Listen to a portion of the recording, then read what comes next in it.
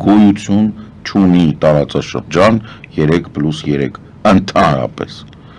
Լավրովի այցը Հայաստան պայմանավորված էր նրանով, որ երկար ժամանակ շփում չկար, վարչապետը փոխանակ հերթական հեծանվազք աներ դեպի Սևան, որոշեց, որ ինքը պետք է մայիսի 9-ին գնա եւ լինի խայտառակ Մոսկվայում, ինչը մեծ հաջողությամբ արեց։ Գնաց եւ եղավ խայտառակ։ Դա Ռուսաստանի կողմից գնահատվեց որպես Հայաստան-Ռուսաստան հարաբերությունների բարելավման հնարավորություն։ Եկավ պարոն Լավրովը ինքը նույն կոկաինաձին եկավ Հայաստան, որպեսզի բացի Սյունիքում հիպատոսության բացման մեջ իրան մերժեցին ակնհայտ է, որտեվ նույնիսկ եթե Նիկոլ Փաշինյանը կորցնի կողմնացույցը եւ քարտեզը եւ իր լազերով տաշած 29743 կիլոմետրը քառակուսի միևնույն է Հայաստանում այն իշխանությունները, որոնք բացեցին Ռուսաստանում բացեցին Սյունիքում Ռուսաստանի դեսպանատուն, հռչակվելու են քրեական հանցագործ, որտեղ դա հակասահմանադրական է, որտեղ Ռուսաստանը Հայաստանի թշնամին է, ինչի մասին Մատվիենկոն, Լավրովը, Պուտինը բազմիցս հայտարարել են Բաքվում,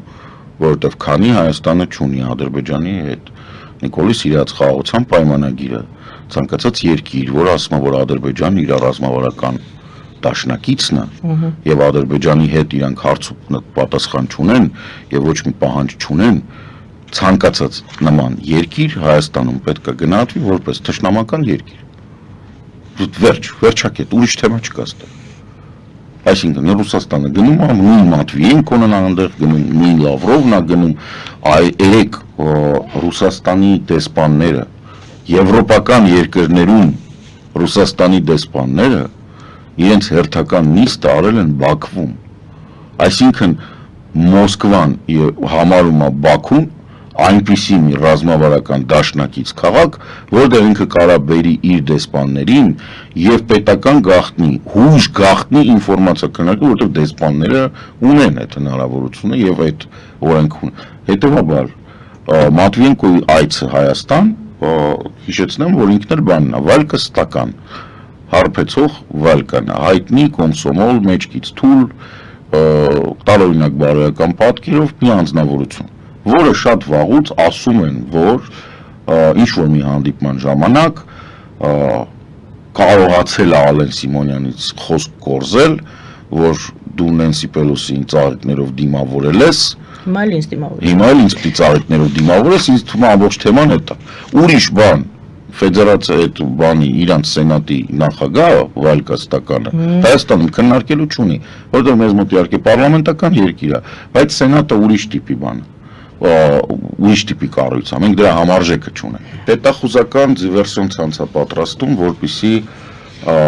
այն պահին, երբ համարեն, որ դա անհրաժեշտ է, մեջքից խփեն։ Ռուսաստանը բացառապես դա է, ինքը հերթական ցեղասպանությունն է պատրաստում։ Ուրիշ ոչ բան չի անում։ Շատ կտրուկ եւ կոշտ։ Դե ինչ ժամանակն է խոսելու ինչ որ գնահատական տվեցիք։ Հանգիստ ապրում ենք, եկեք ճշմարիտ խոսանք, էլի, քանի կարող ենք որ բան չլինի, տպավորություն չստեղծվի, որ Հայաստանում ինչ որ մեկի մոտ այդ լեգենդը շարունակի, Ռուսաստանը թշնամական պետություն է։ Ռուսաստանի այսօրվա իշխանությունները ռազմական անձնագործներ են, ընդ որում մանկապիղծ։ Երկու ընկեր խոսում են հեռախոսով, մեկը ասում է, բա ինչ կա, դե ասում է չես հավատա, բանը Ռուսաստանը ՆԱՏՕ-ի հետ կռիվ է տալիս, ասում է ու դե այդ 22 թիվներ, ասում է դե արդեն 60,000 կորուստ ունի, ասում է բա ՆԱՏՕ-ն, ասում է դե չես ՆԱՏՕ-ն հələ չի եկել։ Հիմա Ռուսաստանը Ադրբեջանում հակաեվրոպական ինչ ուզես կարա անի։ Ես դրա համար ասում գոյություն չունի այդ ձեր նկարագրած տարածաշրջանը, այդ նմանա բան, այլ Արմենի սիրած խոսքերից, համախոհների տերարիում։ Իրանք իրանց հետ կարան այնտեղ նստեն, ինչ ուզեն անեն։ Դա ոչ կապ չունի Եվրոպայի հետ։ Եվրոպան լրիվ միևնույն է, ասենց ասեմ։ Մեր մոտ հիմա ինչ անդամ, մեր մոտ ասենք նորդիկ բալտիկ երկրների արտգործնախարարությունների պետական քարտուղարներն են այդտեղ, որոնք գլխավոր քարտուղարները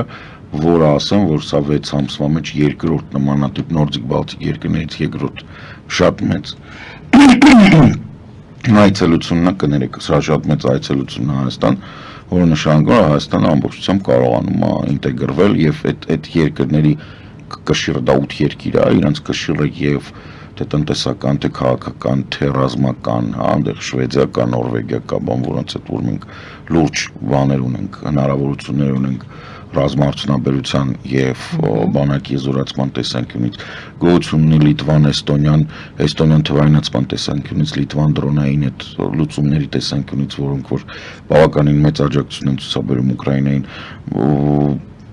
ահռելի նշանակություն ունեցող հարաբերություններ Նորվեգիայի հետ, որոնք որ ազդեցություն ունեն Ադրբեջանի վրա, որտեղ Ադրբեջանում ներդրումներ ունեն եւ միջազգային շուկայում հեղինակություն, միջազգային ասպարեզում հեղինակություն են, բացի դրանից միջազգային շուկայում նաեւ նավթի եւ գազի տեսանկյունից իրանք շատ կարեւոր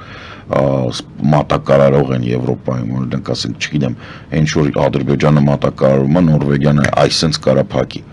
եթե մենք լավ հարաբերություն դիվանագիտություն լավ հարաբերությունը ստեղծես, ասես գիտես ինչ կա, սրանք ռազմական հանցագործներ են, մանկապիղծ են, գերեզման ոչնչացնող են, եկեղեցի ոչնչացնող են, ամեն օր կրակում են,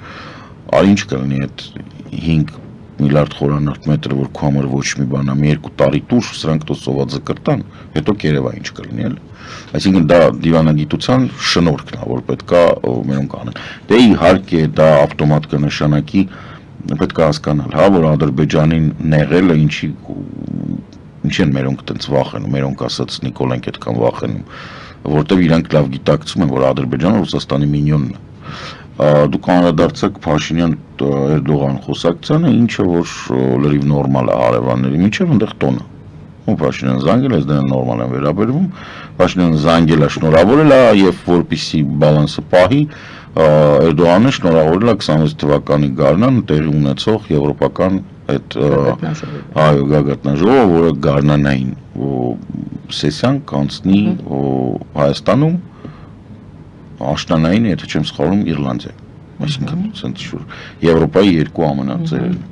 Սրա իհարկե ամենավատ այդ գագաթնաժողովների ամենավատ լուրերն էր, որ 28-ին պետք է գնան Ադրբեջան, բայց հուսով եմ մինչև 28 թվականը Ադրբեջանը ավելի ժողովրդավար երկիր կլինի, իսկ Ալիևը չգիտեմ,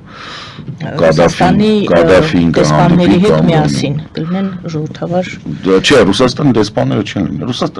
Ռուսաստանին պետք է վերաբերվել որպես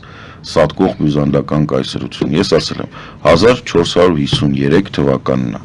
Պատկերացրեք Բյուզանդիան 1453 թվական, հիշեցնեմ,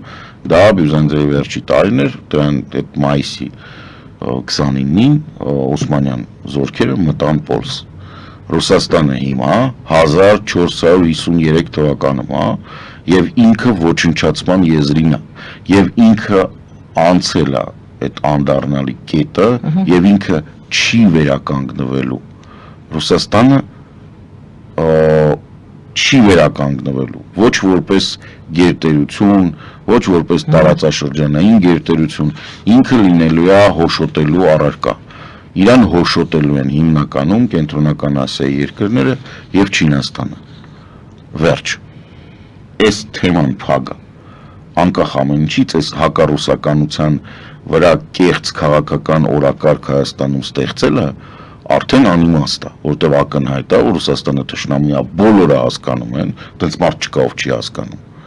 Ուղղակի կան մարդիկ, ովքեր մտածում են, որ մինչև վերջի վայրկյանը իրանք դա խլչիություն կանեն, փող կաշխատեն ընդեղից եւ չեն հասկանում, որ դրանով իսկ կարող են Հայաստանը տողել Ռուսաստանի փլատակների տակ։ Եվ կան մարդիկ, ովքեր հասկանում են, որ սա վերջացավ։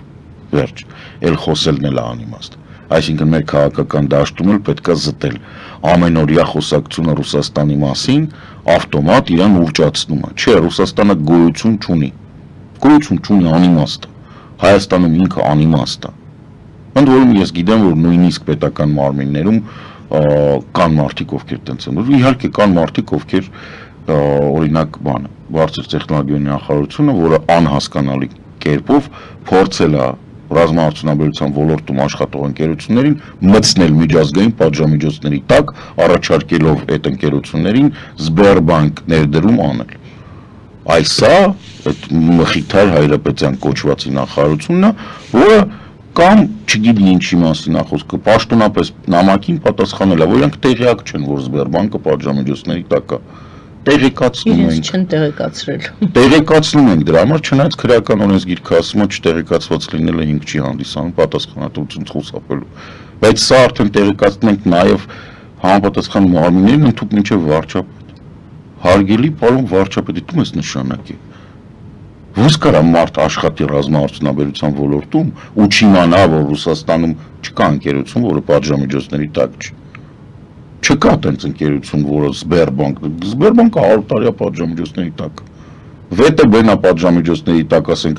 մեր կառավարությունը չգիտի, որ ՎՏԲ-ով կարողանում են դեռևս մինչև հիմա պետական ինչ-որ վճարումներ անել։ Կամ պետական ինչ-որ կազմակերպություն, պետական կամ տեղական կառավարման մարմիններ, ովքեր ՎՏԲ-ում հաշիվ ունեն, ժողովուրդ ՎՏԲ-ի այդ գործարքները իրանք միջազգային տեսանկյունից նշանակում են, որ դու մարդասպան ես, որովհետև եթե ՎՏԲ-ն քեզ վրա աշխատում է 0.1%, դա կապ չունի, որ դա կարող է 10 լումա է, դու 10 լումայի երեխա ես բռնաբարել ու մորթել, այսինքն սա պետք է հարցին մոտենա, այո, Yandex-ը, բանը, ասենք այդ բոլոր ընկերությունները, որոնք պատժամիջոցների տակ են, դա հետաքրքրության համար չի, դա իրանք քխա բան, սենց բան չի, չէ, այնտեղ Ռուսաստանի բյուջեն 45%-ը դա ռազմական ծախսեր են, այսինքն ցանկացած հարկ վճարած ռուբլուց 45 կոպեկը գնում է մարդասպանության եւ մանկապղծության վրա։ Եթե դուք ձևավորում եք ինչ-որ հարկային դաշտ Ռուսաստանի ընկերության համար,